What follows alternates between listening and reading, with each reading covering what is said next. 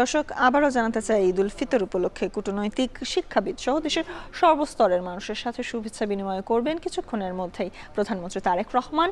যমুনায় সেখানে রয়েছেন আমাদের সহকর্মী সাব্বির রোজ, যুক্ত হব তার সাথে। রোজ, আনুষ্ঠানিকতা শুরু হয়েছে কিনা জানাবেন, এবং তার পাশাপাশি আপনি কিছুক্ষণ আগে আমাদেরকে সর্বস্তরের মানুষের উচ্ছ্বাসের কথা জানাচ্ছিলেন, বর্তমানে পরিস্থিতি কি সেটিও জানাবেন।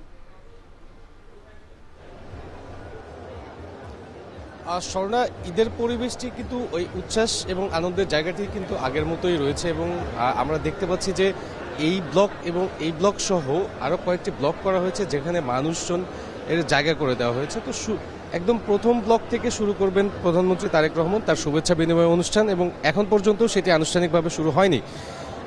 তবে কিছুক্ষণের মধ্যেই আনুষ্ঠানিকভাবে এই যে শুভেচ্ছা বিনিময় কার্যক্রম সেটি শুরু হবে।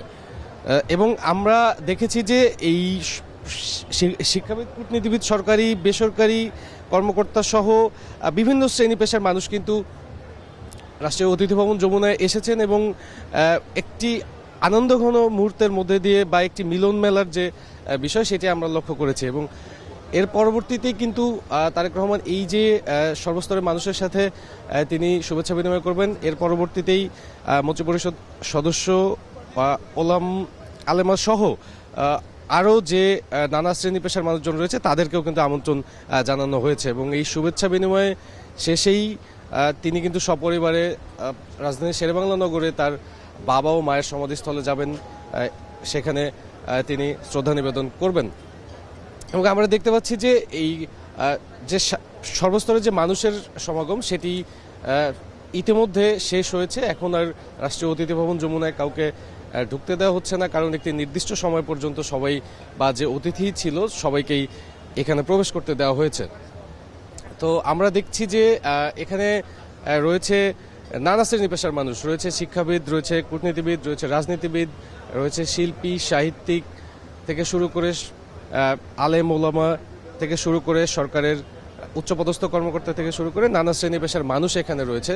তারা যেটি আমাদেরকে জানিয়েছেন যে দীর্ঘ নির্বাসিত জীবনের পর আসলে বিএনপি চেয়ারম্যান এবং বর্তমান প্রধানমন্ত্রী তারেক রহমানের এটি প্রথম ঈদ, এবং 19 বছর পরে সেই ঈদকে যেন আনন্দঘন করে তোলা বা এই ঈদের মধ্যে দিয়ে একটি বার্তা দেওয়া যে আগামীর বাংলাদেশ বিনির্মাণে সবাই ঐক্যবদ্ধভাবে প্রধানমন্ত্রী হাতকে শক্তিশালী করবে, বা প্রধানমন্ত্রী যে প্রতিশ্রুতিগুলো দিয়েছে মানুষকে সেই প্রতিশ্রুতি বাস্তবায়নে সবাই তার পাশে থাকবে, এমনটি তারা বলছেন। এবং তারা এটিও বলছেন যে দীর্ঘ বছর পরে আসলে পরিবার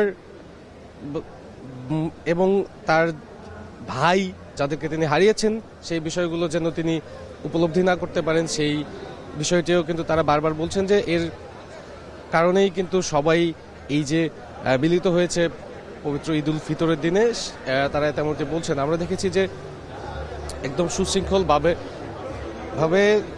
সর্বস্তরের মানুষকে তারা যেভাবে শুভেচ্ছা বিনিময় করবেন সেই প্যাটার্ন অনুযায়ী সরকারের দায়িত্বশীলরা যারা রয়েছেন তারা তাদেরকে সেইভাবেই অবস্থান করতে বলেছেন, এবং সর্বস্তরের মানুষের অবস্থান নিশ্চিত করা হয়েছে। আর কিছুক্ষণের মধ্যেই আসবেন প্রধানমন্ত্রী তারেক রহমান, এবং তিনি আসলে এই রাষ্ট্রীয় অতিথি ভবন যমুনার ভেতরে যারা রয়েছেন সবার সাথেই মূলত কুশল বিনিময় করবেন। আমরা দেখতে পাচ্ছি যে সারিবদ্ধভাবে অনেকে দাঁড়িয়ে আছেন প্রধানমন্ত্রীকে শুভেচ্ছা জানানোর জন্য, এবং সেই সারিবদ্ধভাবেই তিনি আসলে কিন্তু এই অতিথি ভবন থেকে বের হয়েই যে মাঠটি রয়েছে, মাঠে যারা অবস্থান করছেন তাদের সাথে এসে এই শুভেচ্ছা বিনিময় করবেন। মূলত 2007 সালে কিন্তু 11 সরকার আসার পরে তারেক রহমানের নামে যে মামলা এবং যে বিষয়গুলো উঠে আসে তার পরবর্তীতে কিন্তু তিনি লন্ডনে যান, এবং সেই দীর্ঘ নির্বাসিত জীবনের পর গেল বছরের 25শে ডিসেম্বর তিনি কিন্তু দেশে ফেরেন, এবং দেশে ফেরার পরেই তিনি তার মা, সাবেক বিএনপি চেয়ারপারসন এবং সাবেক 3বারের প্রধানমন্ত্রী এবং খালেদা জিয়াকে কিন্তু হারান, এবং তার পরবর্তীতে তিনি গেল ত্রয়োদশ জাতীয় সংসদ নির্বাচনে কিন্তু বিপুল সংখ্যাগরিষ্ঠতা পেয়ে কিন্তু সরকার গঠন করেন, এবং বর্তমান সরকারের প্রধানমন্ত্রী তারেক রহমান তার প্রধানমন্ত্রী হিসেবেও এটি প্রথম ঈদ, এবং দীর্ঘ নির্বাসিত জীবনের পরেও এটি তার প্রথম ঈদ। সেই একটি ভিন্ন মাত্রা যোগ করেছে এই আজকের এই ঈদের দিনের যে সকালটি রয়েছে।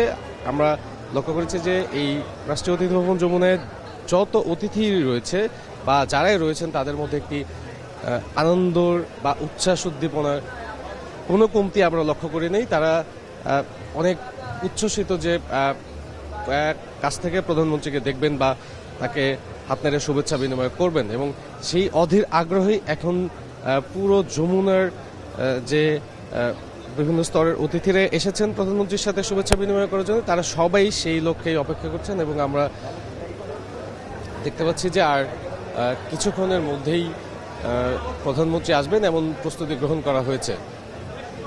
এবং আজ কিন্তু এই অনুষ্ঠানের পরই, শুভেচ্ছা বিনিময় অনুষ্ঠানের পরই মন্ত্রিপরিষদ সদস্য সহ সরকারের ঊর্ধ্বতন কর্মকর্তাদের সাথে আসলে প্রধানমন্ত্রী একটি শুভেচ্ছা বিনিময় রয়েছে, এবং এর পরবর্তীতে কিন্তু তিনি সপরিবারে রাজধানী শেরেবাংলা নগর তার বাবা মায়ের যে সমাধিস্থল রয়েছে সেই সমাধিস্থলে তিনি কিন্তু যাবেন। তো আর কিছুক্ষণের মধ্যেই মূলত এই আজকের শুভেচ্ছা বিনিময়ের এই আনুষ্ঠানিকতা শুরু হতে যাচ্ছে, এবং সর্বস্তরের মানুষের সাথে যে ঈদের আনন্দ ভাগাভাগি করে নেওয়ার যে বিষয়টি, সেই বিষয়টি আনুষ্ঠানিকভাবে শুরু হতে যাচ্ছে। এবং এর মধ্যে কিন্তু শুধু নাগরিক সমাজ বা স্বনামধন্য শ্রেণী এমন নয়, রয়েছে পিছিয়ে পড়া জনগোষ্ঠীরও অনেককেই মূলত এইখানে দাওয়াত করা হয়েছে, বা সমাজের বিভিন্ন শ্রেণীর মধ্যে যারা অবহেলিত তাদেরকেও, বা পথশিশু, এই ধরনের বিষয় কিন্তু লক্ষ্য করা গেছে।